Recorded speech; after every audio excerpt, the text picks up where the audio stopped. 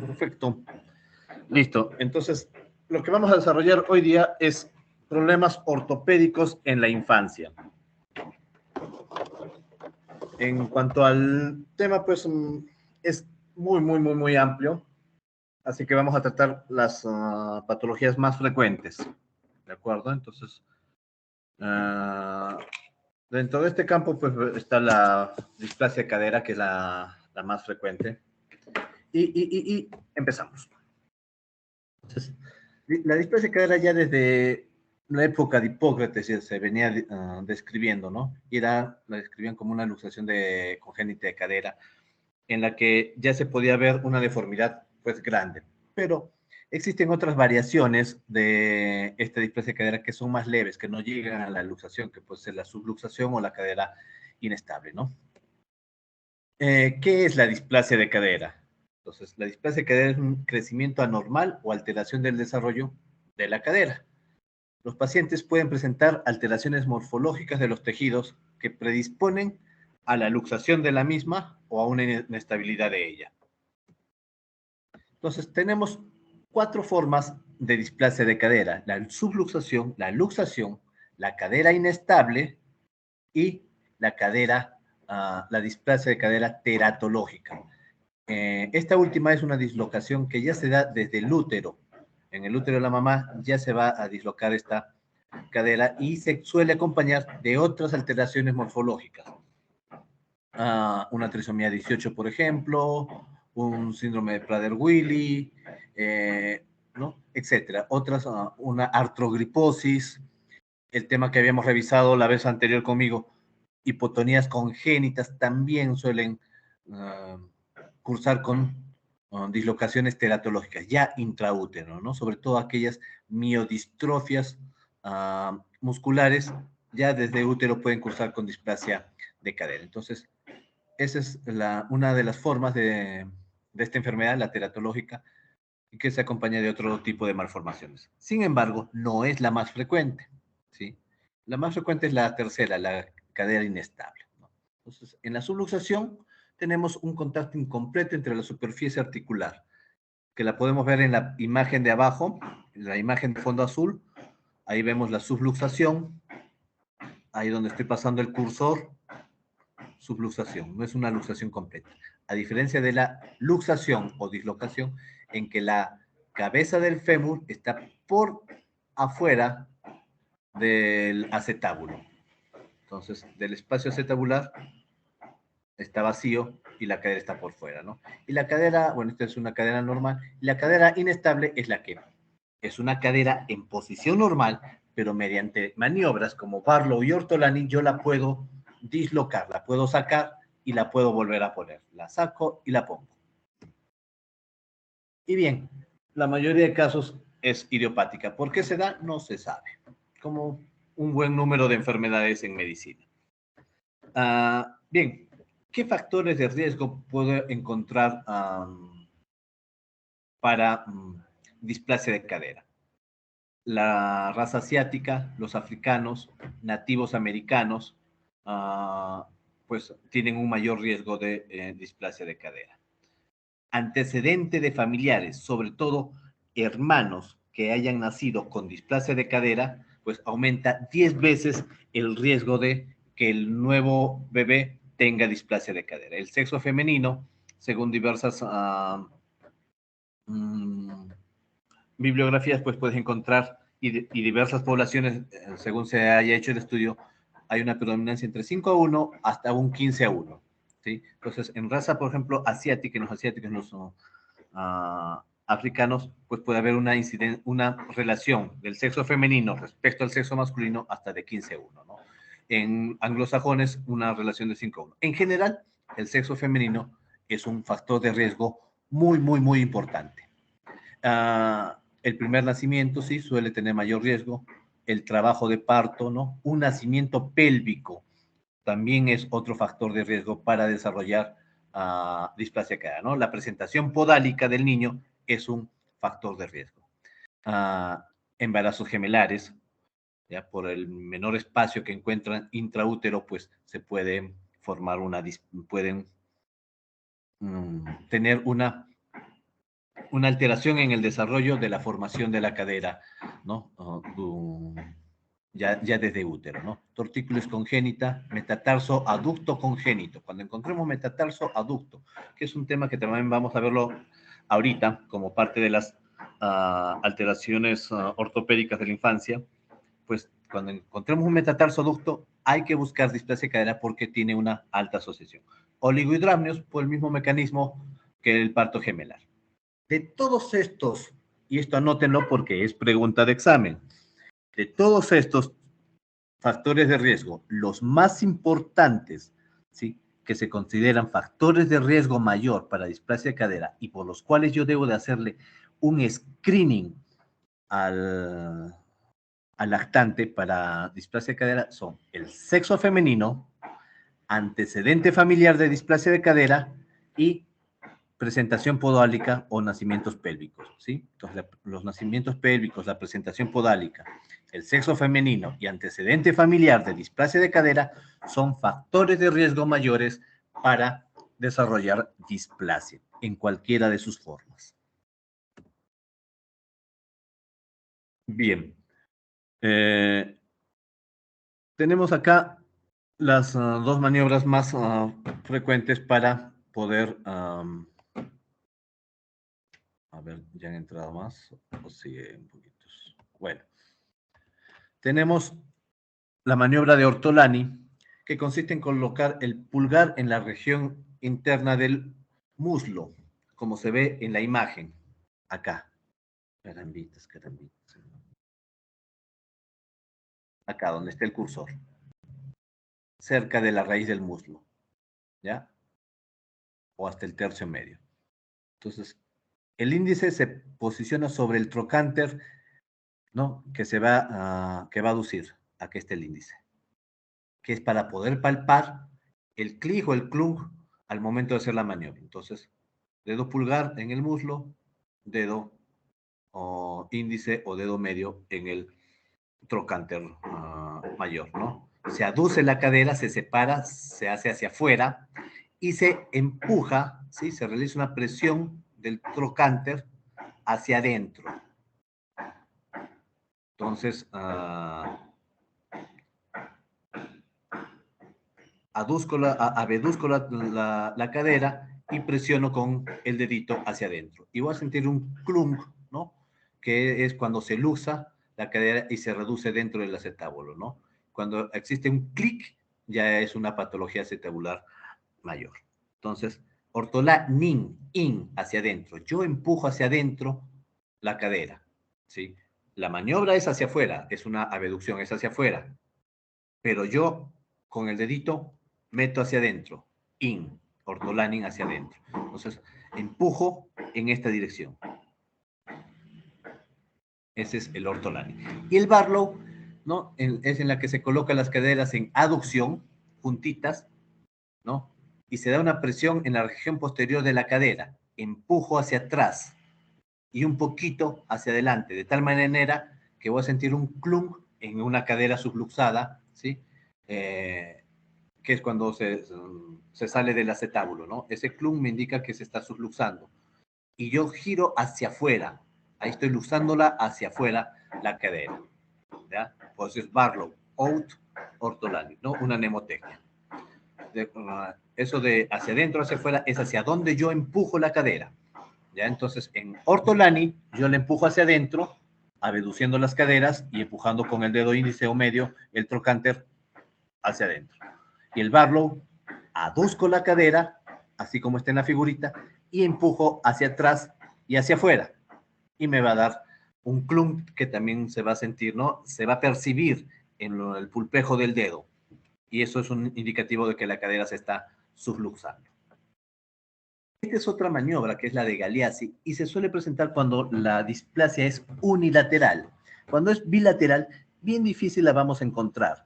La maniobra de Galeazzi, yo tengo las caderas aducidas, o sea, juntas, con las rodillas flexionadas, ¿sí? Y voy a comparar la altura de la rodilla, ¿sí?, viéndose más acortada en la cadera luxada. y se ve más en luxación que en cadera inestable. En cadera inestable yo no voy a ver esto, pero en cadera luxada sí.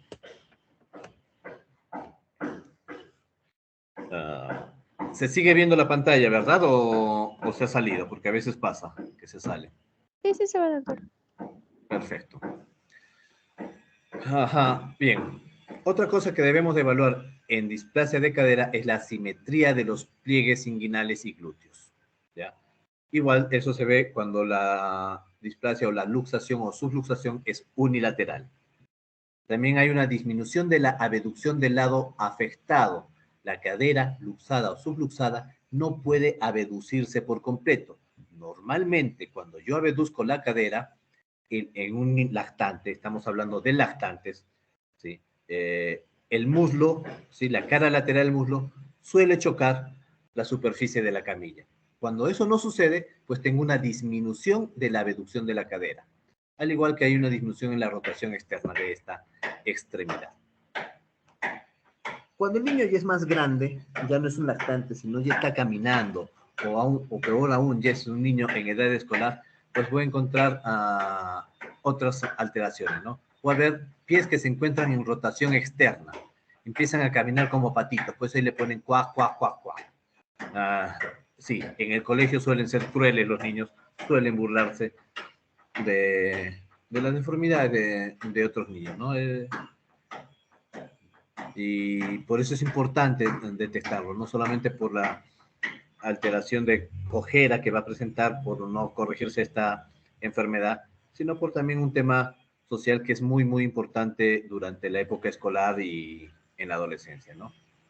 Hay el signo de Trendelenburg.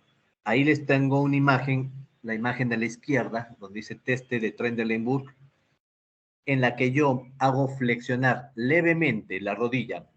Al niño lo pongo en posición de pie, yo me ubico en la parte posterior del niño, lo dejo de preferencia solamente con trucita o su pañalito, que lo alineo bien a nivel de las crestas ilíacas póstero superiores. Entonces alineo ambos extremos de la trucita o del pañal del bebé a nivel de las crestas ilíacas anteroposteriores.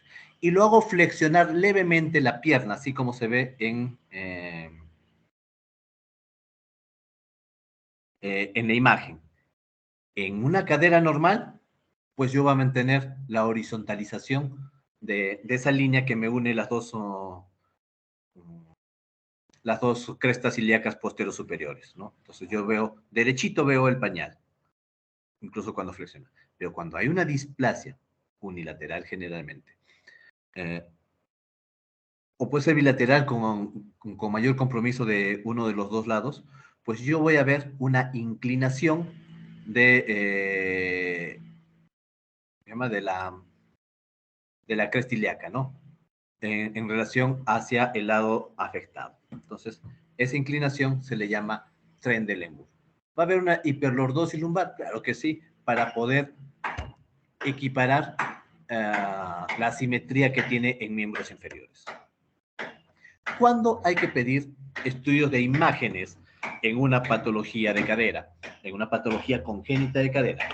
Entonces, se debe de pedir cuando existen dos o más factores de riesgo de los que hemos mencionado, ¿sí? Y sobre todo si alguno de ellos es un factor de riesgo mayor. Sexo femenino, más cualquiera de los otros factores de riesgo. Sexo femenino más trabajo de parto podálico, por ejemplo. O sexo femenino más antecedente de oligohidramios al nacimiento, ¿no? O parto podálico más oligohidramios, por ejemplo, ¿no? Parto podálico más antecedente familiar, etc. Dos factores de riesgo para desarrollo de displasia de cadera. O si yo encuentro en el examen físico alguna de estas pruebas positivas, hago estudios de imágenes. En realidad, este dato es controversial porque hay sociedades de pediatría y sociedades de traumatología de diferentes partes del mundo que se mantienen en controversia. Entonces, la controversia eterna es cuándo pedir estos estudios de imágenes. Hay quienes defienden el hecho de pedir un screening a todos los niños, o sea, a todos los niños no con sospecha, como parte de su evaluación rutinaria se les debe de pedir una radiografía de cadera a partir de los 3-4 meses de edad, ¿no? Entonces, y hay quienes abogan por el hecho de que solamente cuando haya factores de riesgo, 2 o más factores de riesgo, como les mencioné en la positiva, o exploración física positiva. Entonces, existe una controversia. ¿Cuál es la posición de la Sociedad Peruana de Pediatría? No existe un consenso aún. Sin embargo, la mayoría de pediatras lo que hacemos en la práctica del día a día es hacer nuestro screening rutinario a los 3 meses de edad, pedirle una radiografía de cadera y ver lo que vamos a ver más adelante. Sin embargo, si yo encontrara estos factores de riesgo en todo paciente con factor de riesgo o con exploración física positiva, antes de los 2 meses de edad, yo debo de pedir una ecografía de cadera. Esta ecografía de cadera se debe hacer alrededor de la 6ª semana, idealmente no antes del mes de edad y hasta los 2 meses, ¿no? Entre el mes y 2 meses de edad es donde tiene mejor sensibilidad y especificidad esta prueba. Por lo tanto, hacerla antes no tiene sentido, hacerla después tampoco tiene sentido. Y la voy a solicitar cuando yo encuentre las condiciones que les he mencionado en la diapositiva anterior. ¿Qué voy a ver en la ecografía de cadera? Vamos a ver acá, esta es una imagen coronal en flexión. Se pone la flexión del muslo a 90 grados respecto a la cadera y se coloca el transductor a nivel de donde debería estar la cabeza del fémur. Y esto es lo que vamos a ver. Esta imagen, ¿no? Más oscurita o más blanquita, ¿sí? Más con mayor ecogenicidad es el ilion, es el ilíaco, el hueso ilíaco. Esta otra imagen redondita, ¿sí? Da la apariencia de una cuchara, de una bola de cuchara, ¿no? El manguito es el hueso ilíaco. Esta imagen es la cabeza del fémur, es el núcleo de osificación del fémur. Hacia arriba, o sea, hacia donde está el transductor, yo voy a tener el techo fibrocartilaginoso y hacia atrás un techo óseo, ¿no? Y hacia este lado, hacia la parte externa, voy a tener ya la diáfisis del resto del fémur. ¿Para qué me sirve esto? Para medir estos ángulos. Mido el ángulo beta y el ángulo alfa. Entonces, recuerden que hacia acá atrás estaba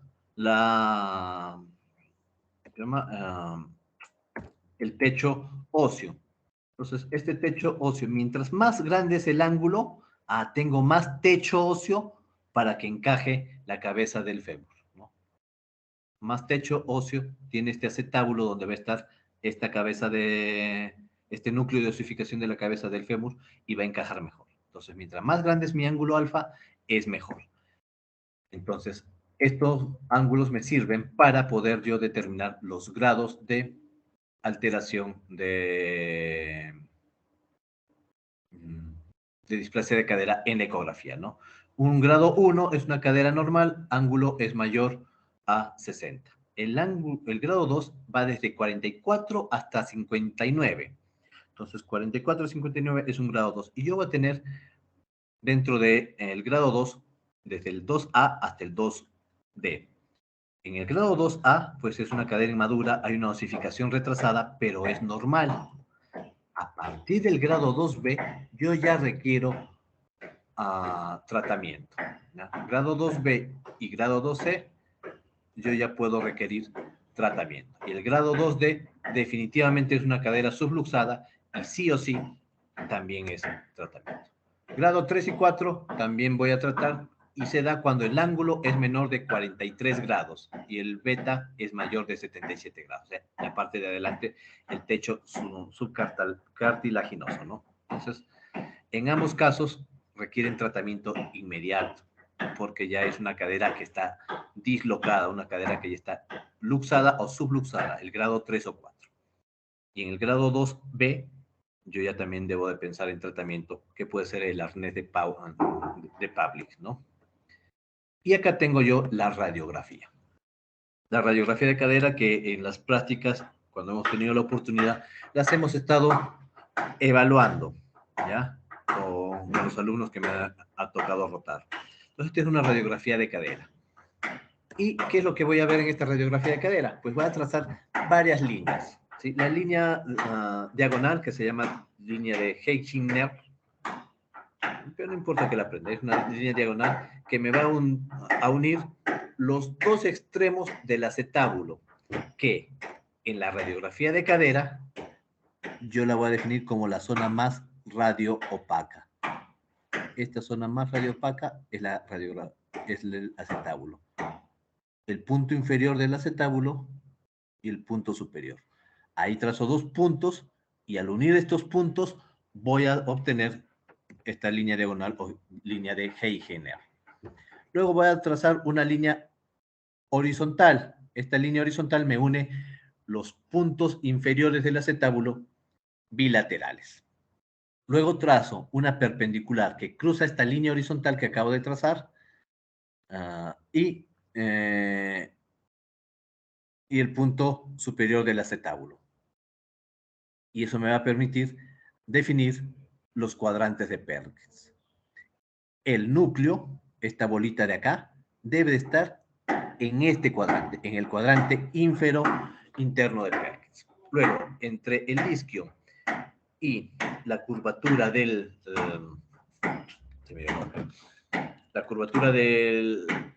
cuello del fémur, se traza una línea imaginaria, ¿sí? Y ambas curvaturas deben de coincidir, como se ve en la figura. Cuando no coinciden, como en esta otra figura, la parte izquierda de la imagen, bueno, si le están viendo de frente sería el lado derecho, pues hay una discontinuidad de la línea de Shenton. Y lo vamos a ver acá en esta otra radiografía. Entonces, fíjense, en esta radiografía hay una subluxación bilateral. Ambas líneas de Shenton están discontinuas, ¿sí? El núcleo, por ejemplo, el núcleo del lado derecho del paciente no se ve muy bien, está acá chiquitito, ¿ya? Pero este núcleo se ve mucho mejor y se ve que está fuera del cuadrante ínfero interno. Este es el cuadrante ínfero interno, donde está la flechita, este está fuera. Este otro núcleo también está fuera. Entonces es una cadera luxada, ¿no? El lado derecho del paciente es una cadera luxada, acá está el acetábulo, esta es una cadera subluxada, ¿no? El acetábulo está bien cerquita del núcleo. Ambos casos son tributarios de tratamiento. ¿Cuánto es el ángulo acetabular normal? Porque yo voy a medir el ángulo que se forma entre la línea diagonal y la línea horizontal que hemos dibujado en la radiografía. Entonces, al momento de nacimiento es alrededor de 30 grados, ¿sí? Alrededor de 30 grados. Más de 30 grados, pues nos hace pensar en una displasia de cadera. Sin embargo, no se suele tomar la radiografía hasta los 3 meses de edad. A los 6 meses ya baja hasta un promedio de 23 grados, que puede oscilar entre 27 y 20 grados al año. Debe estar alrededor de 20 grados, al igual que a los 2 años, esto puede estar alrededor de los 18 grados. Entonces, de acuerdo a la edad, va variando los ángulos acetabulares, se van cada vez reduciendo. Sin embargo, como regla general, les puede servir que el ángulo acetabular es igual, ¿sí?, a 30 menos la edad en meses. Si tiene 3 meses, debe ser 27. Si tiene 5 meses, debe de ser 25. ¿Ya? Entonces, como una regla práctica, la edad, el 30 menos la edad en meses. Pero para definir displasia cadera, este ángulo debe ser mayor de 30.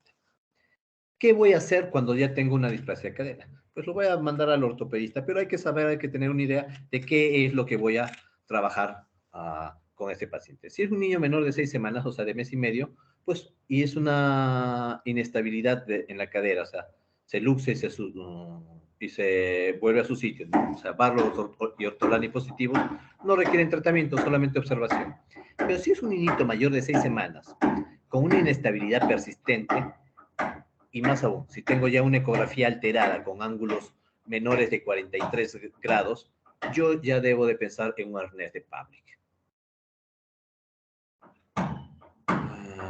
Bien.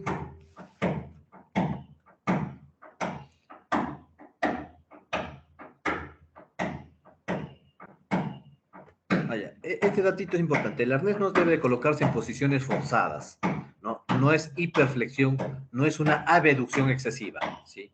Sí van a estar separadas las caderitas, pero no lo va a tener en posición de rana. No, eso no, porque eso puede complicarme al paciente, ya que me puede causar daño en el nervio femoral y voy a tener una paresia o hasta una necrosis avascular de la cadera. Bien, esta es otra patología ortopédica, que es el metatarsoaducto, que se trata de una deformidad del pie y es la deformidad más frecuente en el recién nacido, con una incidencia que varía entre 1 a 6 por cada 1000 nacidos vivos. Es una deformidad del antepié, o sea, de la parte del tercio anterior del pie, que se desvía hacia la línea media, o sea, hacia el dedito gordo, con una curva homogénea y sin presencia de pliegue dérmico medial profundo. Si yo ya tengo pliegue térmico medial profundo, aparte de ser un metatarsoaducto, es un metatarso varo, perdón, cabo, que lo vamos a ver también más adelante. Y he aquí la imagen, ¿no? Entonces, ¿qué sucede? El eje del pie cruza el cuarto dedo, cuando normalmente debería de cruzar al tercer dedo. Y es por una desviación, como pueden ver acá, es una desviación de todo el tarso hacia la parte interna, ¿no? En aducción. Desviación del tarso en aducción. Puedo tener varias categorías A, B y C. La categoría C, ya estamos hablando de un metatarso varo, ¿ya? Que esa ya es una alteración que requiere probablemente cirugía. En el metatarso A, que es leve, flexible, ¿no? Yo puedo regresarlo a su posición normal, suelen pasar espontáneamente. Tomen nota. Pregunta de examen. El metatarso aducto de tipo A o el metatarso aducto flexible, en el 85% se resuelven espontáneamente antes de los 3 meses de edad. El metatarso aducto se resuelve en el 85% antes de los 3 meses de edad cuando este es flexible. Cuando no es flexible, como en el caso B o C, van a necesitar yeso y en el peor de los casos, una cirugía. Y luego vamos a tener el pie zambo, otra deformidad congénita que consiste en 4 tipos de malformaciones en el pie zambo. Malformación en equino, en pie varo, en pie cabo y en pie aducto. Suele ser una incidencia de 1 a 2, ahí no es por ciento, ya, perdón, ahí hay un error, es 1 a 2 por cada 1000 nacidos vivos, ¿ya? Es 1 a 2 por cada 1000 nacidos vivos. Puede ser lateral en la mayor parte de casos, sí, hasta un 50%, y suele ser un poco más frecuente en el sexo masculino, a diferencia de las dos patologías anteriores, ¿no? Que hemos visto, el metatarsoaducto y la displasia de cadera es más frecuente en mujercitas. Cuando tenemos metatarsoaducto, también pensemos en displasia de cadera y hay que descartarla sí o sí, independiente de otros factores de riesgo. Y aquí una imagen de pie zambo. En varo, hacia adentro, en equino, por una flexión plantar, ¿no? En cabo, angulados y, ya me olvidé yo mismo, y aducto, ¿no? Girados hacia la parte interna. ¿Por qué se da el pie zambo? Es por una subluxación entre el astrágalo y el calcáneo, que lo podemos ver en el esquema. ¿Sí? Acá es donde deben de coincidir ambos huesitos. Sin embargo, uno está por acá y el otro está por acullá. Entonces, esa subluxación o esa luxación entre el astrágalo y el calcáneo me va a causar el pie zambo. ¿Por qué se da? Tampoco se sabe. ¿Se suele asociar a otras patologías? Sí, se suele asociar a otras patologías. Espina bífida, también displasia de cadera, distrofia miotónica, que les había mencionado, artrogriposis también. Muy parecido al pie metatarsoaducto, que se clasificaba en letras A, B y C, este se clasifica en A y B. El A es leve, una forma flexible, igual necesita tratamiento, pero menos agresivo, y el tipo B es la forma más severa y rígida del pie sambo. El tratamiento debe ser lo antes posible, desde que el niño es pequeñito. Entonces, el método más utilizado actualmente es el método de Ponseti. Esa es otra pregunta de examen. ¿Qué método es el más frecuente para tratar el pie sambo? Es el método de Ponseti. ¿Y de qué trata? Es la corrección progresiva de las diferentes deformidades con la colocación de yesos seriados. ¿Sí? Son 6, 7, 8, 9 yesos durante, ¿no?, toda la vida del paciente que se van a ir corrigiendo, que van a ir corrigiendo cada una de estas deformidades: el cabo, el aducto, el varo, el equino, ¿no? Paulatinamente, y se van cambiando semanalmente, ¿no? Habitualmente dice que son necesarios de 5 a 7 yesos, y la deformidad en equino, el equinismo, es la última deformidad en corregirse, y esta deformidad es de corrección quirúrgica. Se corta, ¿no?, el tendón de Aquiles para poder elongar el mismo tendón de Aquiles y poder volver a su posición normal.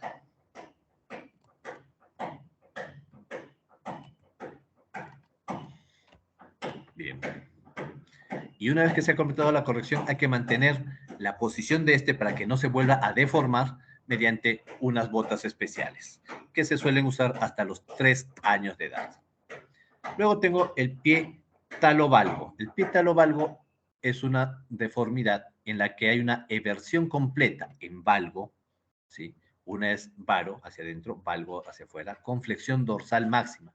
Los tejidos blandos del dorso del pie y la porción lateral del mismo muestran retracción, hay contractura muscular de la musculatura peronea y limitan la flexión plantar, ¿no?, del mismo. El pie talovalgo suele ser flexible y suele pasar también espontáneamente. Sin embargo, cuando se encuentra que hay alguna estructura ósea alterada, ¿sí?, una luxación o subluxación de los huesos del tarso, pues va a requerir un tratamiento ortopédico, ¿ya? Y es muy frecuente en partos podálicos. En los pies flexibles se inicia el tratamiento con manipulaciones, masajes, ¿no? En la mayoría de los casos la musculatura va adquiriendo un buen tono y estos se soluciona espontáneamente, ¿ya?, en la mayoría de casos.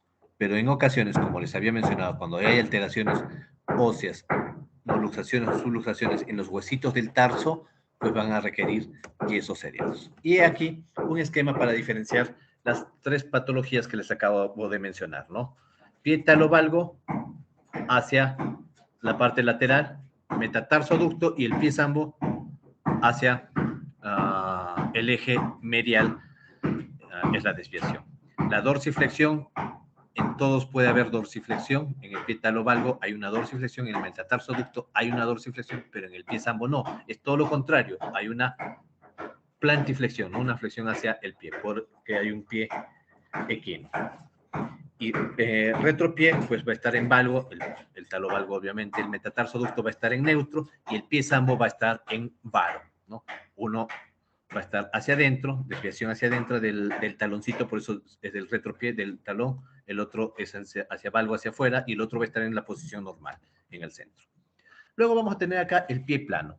El pie plano constituye la consulta más frecuente de deformidad ortopédica, entre comillas, deformidad del pie. No va a precisar tratamiento. La mayoría de casos se trata de se llama pie plano o flexible, ¿no?, o pie plano laxo, que es fisiológico, porque hasta entre los 6 y 8 años se termina de formar el arco del pie. Entonces, y a edades tempranas no requiere tratamiento. Eso de estar poniéndole botas ortopédicas, plantillas ortopédicas, no se debe de hacer. Entonces se denomina pie plano cuando hay una desaparición o falta en la formación del arco plantar, ¿no?, de la bóveda plantar, de forma que hay un aumento del área entre el contacto del pie, de toda la planta del pie, con el piso. Entonces nos sirve para diagnosticarlo, hacerle pisar y ver la huellita, juntar los dos piecitos, o en el pedoscopio se llama, que es un vidrio transparente grueso con un espejo abajo y una luz. Lo hago parar ahí y se puede ver la desaparición del arco plantar, ¿no? Y se considera que comienza a formarse entre los 4 o 6 años de edad y termina de formarse entre los 6 y 8 años de edad. Normalmente, todos los niños nacen con una laxitud ligamentosa del arco plantar. Y hay que asegurarse de que el pie no está rígido, porque si yo tengo un pie plano rígido, ese no es un pie plano laxo, no es un pie plano fisiológico. Ahí debe haber alguna otra alteración del pie que sí va a requerir tratamiento. Entonces, no debe ser doloroso, es otra condición, debe ser simétrico, ¿ya?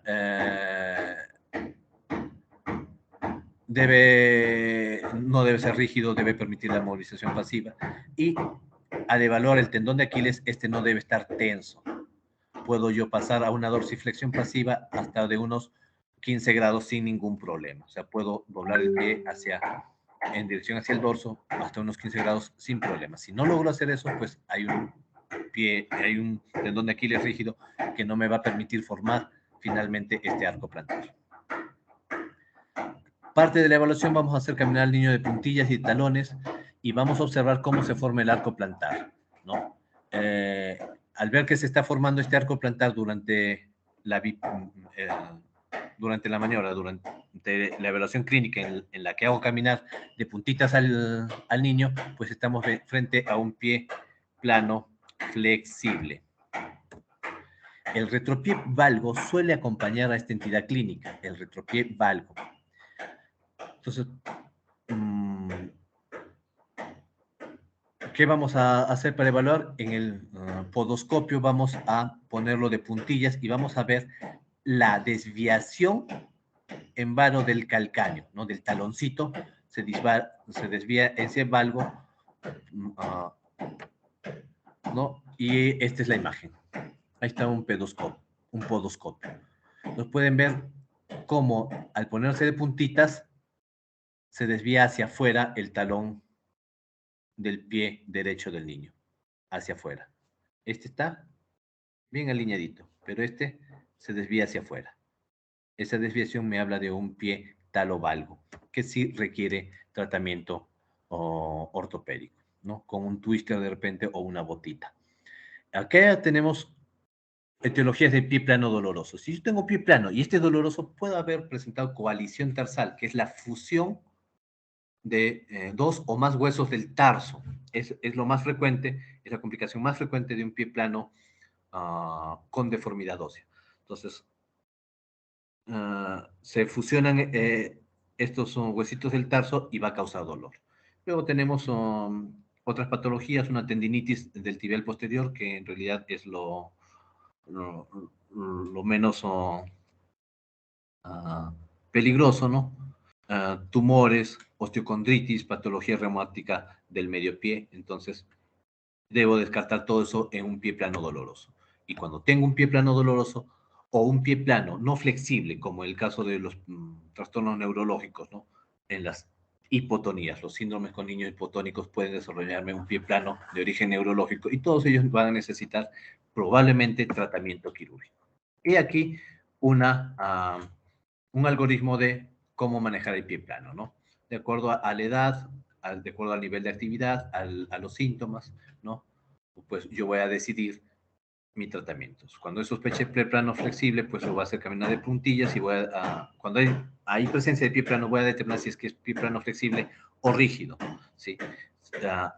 Lo hago caminar de puntillas, aparece el arco plantar, tranquilo, si es un pie flexible.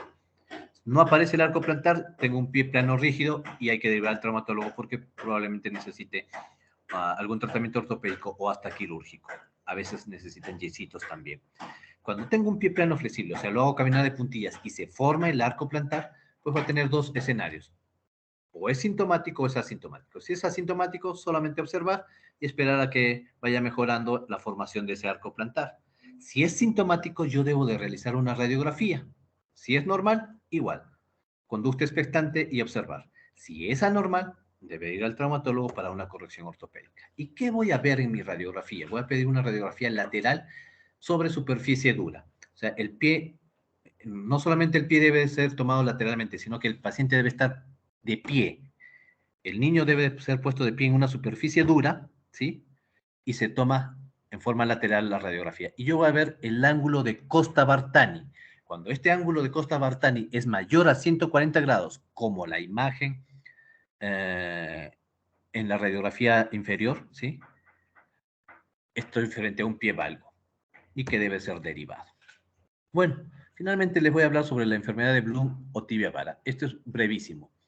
2 diapositivas y acabamos. La enfermedad de Bloom es una condición del desarrollo que se caracteriza por la osificación endocondral desorganizada de la parte interna de la epífisis proximal de la tibia. Existe una variedad infantil que aparece entre 1 y 3 años de edad. Es la variedad más frecuente, la variedad infantil, y que se suele presentar con la deambulación, cuando el niño empieza a caminar. Entonces, la enfermedad de Bloom o la tibia vara se suele presentar, la variedad infantil, entre 1 y 3 años. También hay una variedad en adolescentes y en niños más grandes y que se suele asociar a obesidad, ¿no? Por el peso hace que las tibias se vayan curveando, ¿no? Se vayan desviando en tibia vara. Y aquí los ángulos que se miden para evaluar tibia vara. Y bien,